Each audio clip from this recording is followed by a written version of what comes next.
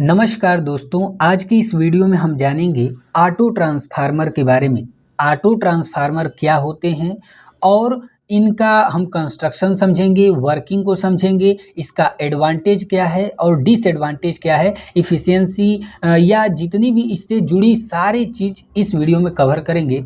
चलिए आइए तो वीडियो को स्टार्ट करते हैं, लेकिन उससे पहले आपने अगर प्रीवियस वीडियो को नहीं देखा है ट्रांसफार्मर के टाइप्स को, फेजर डायग्राम, लोड के कंडीशन में, नो लोड के कंडीशन में और भी बहुत सारे वीडियोज हमने बनाया है, तो अगर आप वे देखना चाहते हैं तो डिस्क्रिप्शन में लिंक है, वहाँ पर आप जाकर देख सकते हैं। अगर आप पहली वीडियो से देखते हैं हमारे वीडियो तो आपको एक भी डाउट नहीं होगा और बहुत ही आसान भाषा में जो है कि हर एक चीज़ को हमने समझाने का प्रयास किया है, तो ज़रूर जाकर देखें, डिस्क्रिप्शन में आपको लिंक दिया हुआ है। चलिए आइए वीडियो को स्टार्ट करते हैं। इस वीडियो में हम जानेंगे ऑटो ट्रांसफार्मर के बारे में, तो शुरू करते हैं। मेरा नाम अभय गुप्ता और आप देख रहे हैं पॉलिटेक्निक वाला।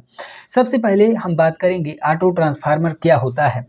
जैसा कि हमने आपको पहले से ही थोड़ा डेफिनेशन लिख दिया है, इसके बाद तो हम समझेंगे ही। देखिए ऑटो ट्रांसफार्मर क्या है। ऑटो ट्रांसफार्मर ट्रांसफार्मर जैसे होता है वैसा ही ये भी ट्रांसफार्मर है, मतलब इसमें कोई अलग सा चीज़ नहीं है।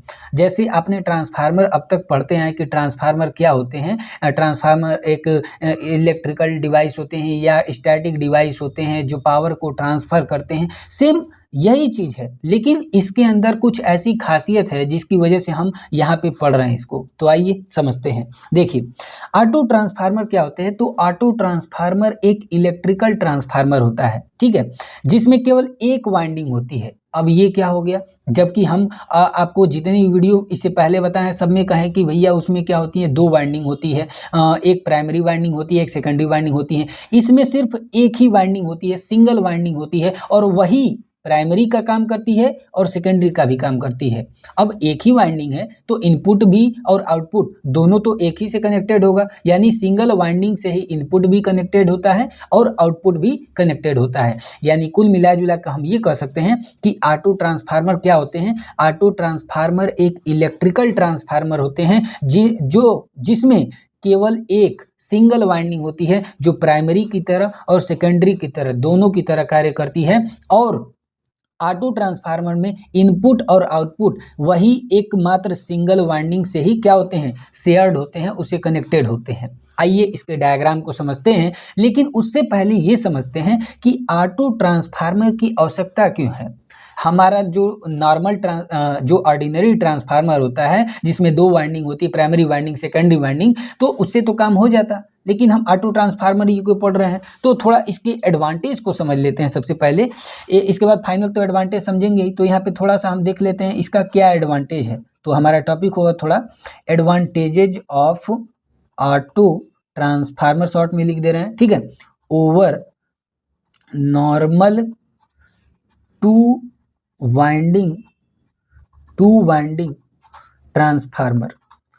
देखिए ये हमारा टॉपिक नहीं है, मतलब इसमें आप समझ सकते हैं कि जो ऑटो ट्रांसफार्मर है वे जो हम पहले से पढ़ते आ रहे हैं, जो ऑर्डिनरी टू वाइंडिंग का ट्रांसफार्मर, उसके उसके कंपैरिजन में इसका क्या एडवांटेज है। देखिए पहला यहाँ पे इसका सबसे बड़ा एडवांटेज ये है कि ये स्मॉल साइज के होते हैं, स्मॉल इन साइज, यानी जो ऑटो ट्रांसफार्मर होता है वे स्मॉल साइज के होते हैं। अब क्यों होते हैं, क्योंकि आपको पता है कि इसमें सिर्फ एक ही वाइंडिंग होती है, मतलब सिंगल वाइंडिंग होती है। अब भाई आप ही सोचिए कि टू वाइंडिंग का ट्रांसफार्मर है, उसमें क्या होगा, जैसे इसका स्ट्रक्चर टू वाइंडिंग का हम बार बार ऐसे बनाते हैं, इसमें ये प्राइमरी वाइंडिंग ऐसे शॉर्ट में बना दे रहे हैं और ये सेकेंडरी वाइंडिंग, यानी कि टू वाइंडिंग के ट्रांसफार्मर में दो जगह वाइंडिंग होती है, प्राइमरी वाइंडिंग, सेकेंडरी वाइंडिंग, जबकि अगर आप ऑटो ट्रांसफार्मर को देखेंगे तो उसमें सिर्फ सिंगल वाइंडिंग होती है। तो हम ये कह सकते हैं कि ऑटो ट्रांसफार्मर में सिंगल वाइंडिंग होती है, इसी के कारण इसका जो साइज होता है, चूंकि सिंगल वाइंडिंग हो तार कम लगेगा, छोटा साइज हो जाए तो स्मॉल साइज के होते हैं। अब दूसरी बात ये कि जब साइज छोटा है तो इसका मतलब कॉस्ट भी कम होगा, तो इसका कॉस्ट क्या होता है, कम होता है। बात समझ में आ गई। तीसरी चीज, अब जब एक ही ऐसे सिंगल वाइंडिंग है, ऐसे एक सिंगल वाइंडिंग है, अब इसके कारण क्या होगा, और इसमें देखिए इसमें क्या होता है, ये मान लीजिए एक वाइंडिंग ये हो गया और दूसरा जो है कि ये वाइंडिंग हो गया। अब इसमें क्या है कि लीकेज रिएक्टेंस ज़्यादा हो जाएगा क्योंकि दो वाइंडिंग है, जबकि यहाँ पे लीकेज रिएक्टेंस कम होगा क्योंकि सिंगल वाइंडिंग है, इसी में प्राइमरी है इसी में सेकेंडरी है। तो हम कह सकते हैं कि जो लीकेज रिएक्टेंस होता है, ये भी कम होता है। बात समझ में आ गई। इसके अलावा जो है केवीए जो होता है, इसकी केवीए की रेटिंग इसकी ज़्यादा होती है। यानी पूरा अगर हम एनालिसिस करें, वैसे हम पूरा अलग से इसका एडवांटेज डिसएडवांटेज समझेंगे आगे, लेकिन यहाँ पे हमने आपको तुलना करके बताया है कि जो हमारा नॉर्मल ये ट्रांसफार्मर होता है दो वाइंडिंग का, और जो ऑटो ट्रांसफार्मर हम पढ़ रहे हैं, इन दोनों में ऑटो ट्रांसफार्मर का क्या एडवांटेज है, हमें ऑटो ट्रांसफार्मर बनाना क्यों आवश्यक है, इसलिए हम ये पढ़ रहे हैं। देखिए, तो ऑटो ट्रांसफार्मर स्मॉल साइज के होते हैं क्योंकि इसमें सिंगल वाइंडिंग होती है, इसमें कॉस्ट कम होता है, चूंकि साइज छोटा है तो कॉस्ट कम होता है। इसमें सिर्फ सिंगल वाइंडिंग है, एक ही वाइंडिंग है, इसमें प्राइमरी है इसी में सेकेंडरी है, इसलिए इसमें लीकेज रिएक्टेंस कम होता है। अब आप ये नहीं जानते लीकेज रिएक्टेंस, तो हमारे पहले वीडियो से अगर आप देख रहे होंगे तो आपको पता होगा, बहुत बेहतरीन तरीके से इसकी केवीए रेटिंग भी अच्छी होती है। ठीक है, तो इन सारे कारणों की वजह से हम ऑटो ट्रांसफार्मर बनाते हैं, ऑटो ट्रांसफार्मर का यूज करते हैं। कहाँ पे यूज करते हैं? लैब में यूज होता है, बहुत सारी जगहों पे। हम इस वीडियो के लास्ट में समझेंगे भी इसके एप्लीकेशन के बारे में। तो बस आपको ओवरऑल क्या समझ में आ गया कि ऑटो ट्रांसफार्मर का क्या एडवांटेज है। ठीक है, टू वाइंडिंग ट्रांसफार्मर के कंपेयर में। चलिए आइए हम आगे बढ़ते हैं और इसके कंस्ट्रक्शन को समझते हैं। तो अब हमारा हेडिंग होगा कंस्ट्रक्शन। ठीक है, अब हम कंस्ट्रक्शन को समझेंगे। ऑटो ट्रांसफार्मर को हम कैसे, मतलब उसका डायग्राम बना सकते हैं, उसके कंस्ट्रक्शन को बना सकते हैं। तो देखिए ऐसे बनाते हैं, चूंकि ये बहुत आसान डायग्राम हो जाएगा। देखिए ऐसे सिंगल वाइंडिंग होती है, तो ऐसे हम सिंगल वाइंडिंग बना देंगे।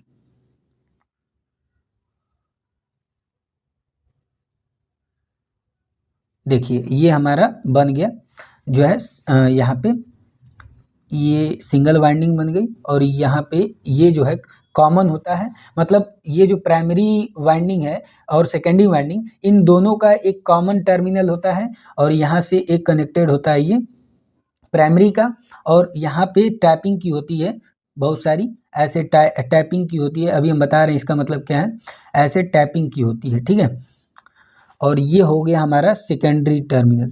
ठीक है, थोड़ा तिरछा बन गया, और यहाँ पे किसी से भी आप ऐसे कनेक्ट करा सकते हैं। ठीक है, या मान लीजिए ऐसे कनेक्ट करा दिए। देखिए पूरा हम अभी बताएंगे आपको। यहाँ पे देखिए ये आपका प्राइमरी साइड है, ठीक है, और ये आपका क्या है, सेकेंडरी साइड है। देखिए ये हमारा बन गया ऑटो ट्रांसफार्मर का कंस्ट्रक्शन। ऑटो ट्रांसफार्मर का कंस्ट्रक्शन में आप क्या लिखेंगे कि जो ऑटो ट्रांसफार्मर होते हैं उनमें सिर्फ एक सिंगल वाइंडिंग होती है, और सिंगल वाइंडिंग में ही प्राइमरी होता है, सेकेंडरी होता है, और उसमें क्या होता है, देखिए यहाँ पे हम बता रहे हैं, ये देखिए प्राइमरी साइड है, ये सिंगल वाइंडिंग है, यानी एक ही तार, अब बीच में कोर होगा, यहाँ पे हमने बस ऐसे दिखाया, ये आपका सिंगल वाइंडिंग है, और इसमें जो है एक जगह से यहाँ पे ये तार लपेटा है, इसमें से एक ये नीचे वाला एकदम कॉमन है प्राइमरी साइड और सेकेंडरी साइड में, जबकि यहाँ पे एक जगह से निकाल के ऐसे टैपिंग करके यहाँ पे हो गया प्राइमरी साइड, और यहाँ पे बहुत सारी टैपिंग की गई है। टैपिंग का मतलब क्या है, जैसे मान लीजिए कि यहाँ पे ऐसे बहुत सारा तार लपेटा गया है, तो हर तार में से जो कि कहीं ना कहीं से थोड़ा थोड़ा ऐसे तार बीच में से निकाल लिया गया है, वही चीज़ किया गया है। यानी ऐसे बहुत सारे तार मतलब एक ही तार को ऐसे लपेटा गया है और थोड़ा थोड़ा जगह से निकाल लिया गया है, तो ये कई जगह पे ऐसे टैपिंग कर दी गई है। अब इससे फायदा क्या होगा कि जब हम यहाँ पे कनेक्ट कराएंगे तो अलग वोल्टेज मिलेगा, यहाँ पे कनेक्ट कराएंगे अलग वोल्टेज, यानी डिफरेंट, जब अलग अलग टैपिंग वाला, जैसे नाम दे देते हैं 1 2 3 4 5, तो अलग अलग नंबर पे जब आप इसको कनेक्ट करेंगे तो अलग अलग वोल्टेज हमें मिलेगा। इसीलिए हम ऑटो ट्रांसफार्मर को वोल्टेज रेगुलेटर के रूप में भी इस्तेमाल करते हैं। तो ये आप कंस्ट्रक्शन ऐसे बना सकते हैं। देखिए इम्पोर्टेंट पॉइंट जो है इसे नोट कर सकते हैं। क्या होता है, ऑटो ट्रांसफार्मर को अगर आप ध्यान से देखें और यहाँ पे हम यहाँ पे ये बनाया, देखिए ये ऑटो ट्रांसफार्मर है आपका और ये 2 वाइंडिंग का ट्रांसफार्मर है। इन दोनों में एक कॉमन जो है आपको डिफरेंस मिलेगा। क्या मिलेगा, देखिए इसमें अगर आप देखेंगे तो ये हमारा जो यहाँ पे वाइंडिंग की होती है, ये प्राइमरी वाइंडिंग, ये हमारी सेकेंडरी वाइंडिंग। तो जो इसमें 2 वाइंडिंग के ट्रांसफार्मर या जो हम ऑर्डिनरी ट्रांसफार्मर यूज करते हैं, उसमें क्या होता है कि जो वाइंडिंग होती हैं इलेक्ट्रिकली सेपरेट होती हैं, लेकिन मैग्नेटिकली क्या होती है, ऐसे फ्लक्स बनता है तो फ्लक्स ऐसे लिंक हो जाता है। तो हम कह सकते हैं कि जो हमारा ऑर्डिनरी ट्रांसफार्मर होता है उसमें क्या होता है, ये वाइंडिंग जो है इलेक्ट्रिकली सेपरेट यानी अलग होती हैं, लेकिन मैग्नेटिकली लिंक होती हैं। यानी इलेक्ट्रिकली हम देखें इलेक्ट्रिकल के कंपेयर में तो इसमें यहाँ की जो तार है इस तार से अलग है, यानी इलेक्ट्रिकली अलग है, लेकिन यहाँ पे जो फ्लक्स बनता है वो यहाँ पे लिंक करता है, इसलिए क्या है, मैग्नेटिकली लिंक्ड होती हैं। लेकिन ऑटो ट्रांसफार्मर में क्या होता है कि यही प्राइमरी, मतलब एक यही प्राइमरी है यही सेकेंडरी दोनों का काम कर दे रहा है, यानी सिंगल वाइंडिंग ही प्राइमरी या सेकेंडरी दोनों का काम कर रहा है। इसका मतलब ये हुआ कि यहाँ पे हम कह सकते हैं कि इसमें क्या होता है कि इलेक्ट्रिकली जो है कनेक्टेड होते हैं, यानी हम कह सकते हैं कि primary winding secondary winding electrically connected होते हैं, मैग्नेटिकली भी कनेक्टेड होते हैं। यानी यहाँ पे आप लिख सकते हैं इन ऑटो ट्रांसफार्मर, शॉर्ट में लिख देना है, जो वाइंडिंग होती है windings are electrically as well as magnetically क्या कनेक्टेड टू ईच अदर। बात समझ में आ गई। कहने का मतलब ये है कि ऑटो ट्रांसफार्मर में क्या होता है कि जो वाइंडिंग होती है प्राइमरी वाइंडिंग सेकेंडरी वाइंडिंग, ये इलेक्ट्रिकली और मैग्नेटिकली दोनों ही लिंक होती हैं। बात समझ में आ गई। जबकि यहाँ पे देखिए इलेक्ट्रिकली सेपरेट है लेकिन मैग्नेटिकली क्या होती हैं, लिंक होती हैं, और यही इसका डिसएडवांटेज भी बन जाएगा आगे चल के जब हम आपको बताएंगे तो। ठीक है, तो ये आपको समझ में आ गया। चलिए आगे बढ़ते हैं, थोड़ा इसका ट्रांसफॉर्मेशन रेशियो देख लीजिए। ट्रांसफॉर्मेशन रेशियो हमने प्रीवियस वीडियो में बताया हुआ है। ट्रांसफॉर्मेशन रेशियो को हम के से दिखाते हैं और के इक्वल टू क्या होता है, N1 अपान में N2 इक्वल टू में V1 अपान में V2 इक्वल टू में I2 अपान में I1। ये हमने पूरा प्रूफ करके भी लाया था EMF इक्वेशन वाला, अगर आप वीडियो देखेंगे हमारा तो उसमें ये चीज़ हमने बताया है। देखिए यहाँ पे अब थोड़ा इसको समझिए, यहाँ टैपिंग का मतलब क्या है। देखिए टैपिंग का मतलब क्या हो रहा है कि यहाँ पे कनेक्ट कर रहे हैं तो यहाँ से यहाँ तक पूरे नंबर ऑफ टर्न्स आ जा रहे हैं। यहाँ पे कनेक्ट किए तो इतना नंबर ऑफ टर्न खत्म हो गया, यहाँ पे कनेक्ट किए तो इतना नंबर ऑफ टर्न खत्म, बस यहाँ से यहाँ तक कर लेगा। यानी कि जब हम टैपिंग करते हैं, अलग अलग टैपिंग पे हम कनेक्ट करते हैं लोड को, तो इसमें क्या होता है, नंबर ऑफ टर्न्स चेंज हो जा रहे हैं। और जब नंबर ऑफ टर्न चेंज हो रहा है तो यहाँ पे आप देख सकते हैं, मान लीजिए नंबर ऑफ टर्न चेंज होगा तो यहाँ पे वोल्टेज करंट क्या हो जाएगा, चेंज, और करंट चेंज तो वोल्टेज चेंज। बात समझ में आ रही है। तो ये पूरा फर्क होता है, तो इसलिए ये इंपॉर्टेंट पॉइंट है। ट्रांसफॉर्मेशन रेशियो आप याद रख सकते हैं। चलिए इफिशियंसी की थोड़ा बात कर लेते हैं इसकी। देखिए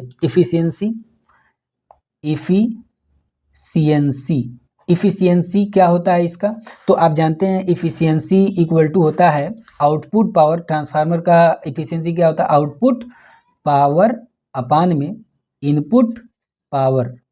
ठीक है यहाँ पे, और ऐसे भी हम इसको लिख सकते हैं आउटपुट पावर अपान में इनपुट पावर। किसके इक्वल होता है, तो आउटपुट पावर प्लस में लॉसेज के, या लॉसेज में भी हम दो प्रकार के लॉस लिख सकते हैं यहाँ पे। कौन कौन लॉस भाई, तो एक होता है आयरन लॉस और दूसरा क्या होता है, कॉपर लॉस। ठीक है, तो ये आप जो है इफिशियंसी का फार्मूला लिख सकते हैं। Efficiency equal to output power upon में इनपुट पावर, या तो इनपुट पावर की जगह आप ये लिख दीजिएगा आउटपुट पावर प्लस में आयरन लॉस प्लस में कॉपर लॉस। ठीक है, आउटपुट पावर अपान में आउटपुट पावर प्लस में आयरन लॉस प्लस में कॉपर लॉस। ठीक है, तो ये हो गया। तो हमने यहाँ पे पूरा क्या समझ लिया, इसको देख लेते हैं एक बार। देखिए ऑटो ट्रांसफार्मर क्या होते हैं समझ में आ गया। 2 वाइंडिंग ट्रांसफार्मर और ऑटो ट्रांसफार्मर की कंपैरिजन में हमने समझ लिया कि ऑटो ट्रांसफार्मर की क्या क्या एडवांटेज हैं। ठीक है, कंस्ट्रक्शन को समझ लिया, ट्रांसफॉर्मेशन रेशियो को समझ लिया और इफिशियंसी को समझ लिया। चलिए अब हम थोड़ा आगे बढ़ते हैं, और यहाँ पे एक चीज़ समझ लीजिए कि अगर मान लीजिए हमें इफिशियंसी अच्छी करनी है, मतलब जो ऑटो ट्रांसफार्मर है उसकी इफिशियंसी अच्छी हो, तो हमें क्या करना होगा, सबसे इंपॉर्टेंट पॉइंट लॉसेज को कम रखना होगा। और चूंकि क्या होता है कि कि ऑटो ट्रांसफार्मर में हम जानते हैं कि सिंगल वाइंडिंग का यूज़ किया जाता है, जिससे लीकेज रिएक्टेंस कम हो जाता है और जो है कि चूँकि एक ही वाइंडिंग है तो उसमें जो कॉपर लॉस है वे भी कम होता है। तो इससे हम कह सकते हैं कि उसकी जो एफिशिएंसी है वे अच्छी होती है। बात समझ में आ गई? चलिए तो हम आगे बढ़ते हैं और आगे हम अब समझते हैं एडवांटेज को, एडवांटेज और डिसएडवांटेज और एप्लीकेशन को। तो नेक्स्ट पेज पे चलते हैं। एडवांटेजेज ऑफ ऑटो ट्रांसफार्मर, ठीक है, शॉर्ट में लिख दें ऑटो ट्रांसफार्मर। देखिए अब हम समझेंगे ऑटो ट्रांसफार्मर की क्या क्या एडवांटेज हैं। तो 5 आप एकदम रट मार लीजिए, क्योंकि ये ऑटो ट्रांसफार्मर का जो टॉपिक है बहुत ज़्यादा इंपॉर्टेंट है और आपके क्वेश्चन में या प्रीवियस उठा के देख लीजिए, ऑटो ट्रांसफार्मर का कंस्ट्रक्शन, वर्किंग और एप्लीकेशन और एडवांटेज डिसएडवांटेज ये 5 नंबर में आ जाएगा। तो चलिए देखते हैं, पहला, दूसरा, तीसरा, चौथा, पाँचवा, यहाँ पे 5 इसके एडवांटेज समझेंगे। पहला एडवांटेज जो हमने अभी बताया कि ऑटो ट्रांसफार्मर में क्या होता है कि हम सिंगल वाइंडिंग का यूज करते हैं और सिंगल वाइंडिंग का यूज कर रहे हैं, इसलिए क्या होते हैं, स्मॉल होते हैं, स्मॉल इन साइज, यानी कि साइज में स्मॉल होते हैं और जो इनका वेट होता है, यह भी कम होता है। तो पहला हम लिख सकते हैं ऑटो ट्रांसफार्मर का एडवांटेज कि ये जो ऑटो ट्रांसफार्मर होते हैं उनका साइज छोटा होता है और वेट जो है इनका कम होता है। तो यहीं से दूसरा चीज़ लिख सकते हैं कि इसका जो कॉस्ट होता है इसीलिए कम होता है, सस्ते होते हैं। बात समझ में आ गई? तीसरा हम लिख सकते हैं better voltage regulation. Better voltage regulation, देखिए बेटर वोल्टेज रेगुलेशन का मतलब ये है कि ऑटो ट्रांसफार्मर जो होते हैं इनमें वोल्टेज रेगुलेशन अच्छा होता है। वोल्टेज रेगुलेशन जो है कि अगर आपने प्रीवियस वीडियो देखा है तो हमने उसमें बताया बेटर वोल्टेज यानी वोल्टेज रेगुलेशन क्या है, पूरा इस पे एक अलग वीडियो भी है, ठीक है, तो उसको आप देख सकते हैं। चलिए आगे बढ़ते हैं। यहाँ पे अगला हम बात करते हैं, यहाँ पे जो लीकेज रिएक्टेंस होता है ये कम होता है, लो लीकेज रिएक्टेंस। हमने बताया था लीकेज रिएक्टेंस क्यों कम है, क्योंकि हम सिंगल वाइंडिंग का यूज कर रहे हैं, सिंगल वाइंडिंग है, उसी में प्राइमरी उसी में सेकेंडरी दोनों है, तो इसलिए क्या होता है कि उसमें लीकेज रिएक्टेंस कम होता है, ठीक है। पांचवा चीज देखिए, अगर हम 2 वाइंडिंग का कोई ट्रांसफार्मर है, 2 वाइंडिंग ट्रांसफार्मर और जो है एक ऑटो ट्रांसफार्मर, तो देखिए 2 वाइंडिंग ट्रांसफार्मर में क्या होता है, 2 वाइंडिंग के ट्रांसफार्मर में वोल्टेज को वैरी नहीं कर सकते, यानी यहाँ पे वोल्टेज फिक्स होता है, जबकि आपको अभी हमने डायग्राम दिखाया, आप देख सकते हैं स्क्रीन पे भी डायग्राम। यहाँ से आपको क्या चीज़ मिलेगा कि हम यहाँ पे टैपिंग करके, ऑटो ट्रांसफार्मर में टैपिंग की सुविधा होती है, हम टैपिंग के माध्यम से वोल्टेज को वैरी कर सकते हैं, यानी ऑटो ट्रांसफार्मर में वोल्टेज को वैरी किया जा सकता है। बात समझ में आ गई? तो ये 5 एडवांटेज हैं, उम्मीद करते हैं आपको समझ में आ गया होगा। देखिए ऑटो ट्रांसफार्मर के एडवांटेज 5 आप लिख सकते हैं। पहला तो दो ही यही लिख सकते हैं कि साइज में छोटे होते हैं, वेट कम होता है, दूसरा कॉस्ट जो है कि बहुत कम होता है, बेटर वोल्टेज रेगुलेशन होता है, लो लीकेज रिएक्टेंस होता है और जो है कि ऑटो ट्रांसफार्मर में वोल्टेज को वैरी कर सकते हैं। चलिए आगे बढ़ते हैं और अगला हम समझते हैं डिसएडवांटेज को। Disadvantages of N auto transformer. देखिए ऑटो ट्रांसफार्मर में पहला और 2 ही एडवांटेज हम देखेंगे, 2 ही मेन एडवांटेज हैं। अगर आप इन दोनों को एग्जाम में बढ़िया से लिख देते हैं तो एकदम नंबर कंफर्म है। देखिए पहला एडवांटेज क्या होता है, देखिए जब आपने इसका डायग्राम बनाया था तो कुछ ऐसा था, ऐसे वाइंडिंग थी और यहाँ पे ये तो भाई कॉमन था, ये प्राइमरी साइड था और ये जो है कि सेकेंडरी साइड था और यहाँ पे जो है कि यहाँ से एक मान लीजिए कनेक्ट कर दिए, ये आपका हो गया प्राइमरी साइड और यहाँ पे ऐसे बहुत सारे ऐसे टैपिंग की हुई होती है ऐसे, ठीक है, ऐसे टैपिंग की होती है और यहाँ से हम किसी में भी ऐसे कनेक्ट कर सकते हैं, ठीक है, यही चीज़ होता था। अब देखिए इसमें होता क्या है, हम जान रहे हैं कि ऑटो ट्रांसफार्मर क्या होते हैं कि इसमें जो वाइंडिंग होती है, प्राइमरी वाइंडिंग, सेकेंडरी वाइंडिंग, ये मतलब इलेक्ट्रिकली एक नहीं, मतलब एक ही होती है, मतलब सेपरेट नहीं होती है, ठीक है।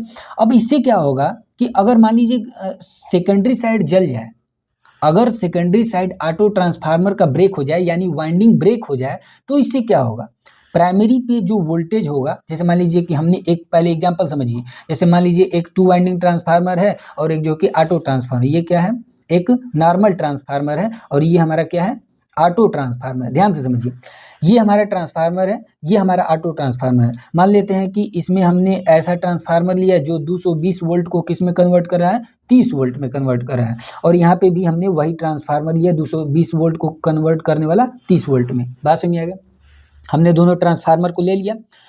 अब यहाँ पे देखिए क्या होगा, ट्रांसफार्मर चूंकि आप जानते हैं कि इसमें दो वाइंडिंग होती है, एक यहाँ पे वाइंडिंग होती है, एक यहाँ पे वाइंडिंग होती है, दो वाइंडिंग होती है, और ये दोनों इलेक्ट्रिकली सेपरेट होते हैं। जबकि इसमें क्या है कि एक ही वाइंडिंग है, और इसमें प्राइमरी है, इसी में सेकेंडरी है, दोनों है। अब इसमें क्या होता है, देखिए अगर इसमें मान लीजिए सेकेंडरी साइड जल गया, तो जब सेकेंडरी साइड जलेगा तो अगला जो यहाँ पे जो आप लोड कनेक्ट किए उस पर कुछ प्रभाव नहीं पड़ेगा, क्योंकि फ्लक्स ही नहीं जा पाएगा। लेकिन इस कंडीशन में क्या हो रहा है, इस कंडीशन में अगर यहाँ पे आपका जल गया सेकेंडरी साइड, तो प्राइमरी साइड का जो 220 वोल्ट था, ठीक है, शुरुआत में क्या था कि यहाँ पे 220 वोल्ट था, तो उसको 30 वोल्ट में कन्वर्ट कर दे रहा, आप उसको यूज कर ले रहे हैं। हम यहाँ पे स्टेप डाउन ट्रांसफार्मर ले रहे हैं दोनों, बात समझ में आ गई।